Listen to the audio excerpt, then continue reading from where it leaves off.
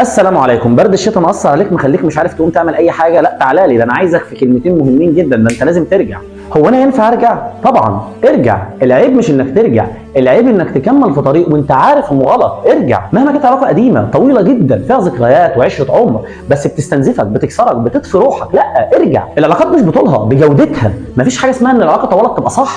الحاجه اللي تيجي على صحتك النفسيه، صحتك الجسديه، لا ده غلط. ارجع. علماء النفس بيقولوا لنا ان في حاجه اسمها الايموشنال درين، وده اللي هو علاقه عماله تاخد منك دعم ومجهود ومشاعر بدون ما ترجع لك اي حاجه ولا احساس بالامان، استنزاف تام. والدراسات بتقول ان الحاجات اللي زي كده بتاثر على ثقتك بنفسك وتركيزك وقدرتك، حتى نومك وقراراتك، كل حاجه بتتاثر.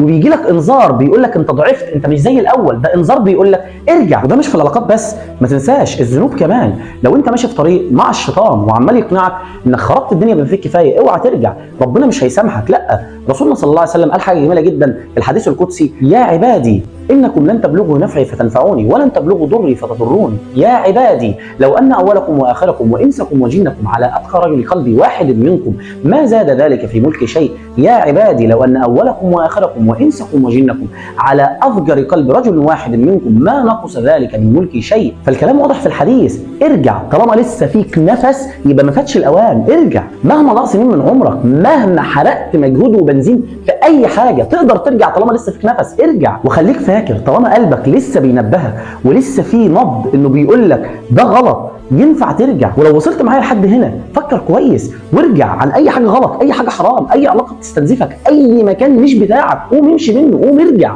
وبس يا غالي، والسلام.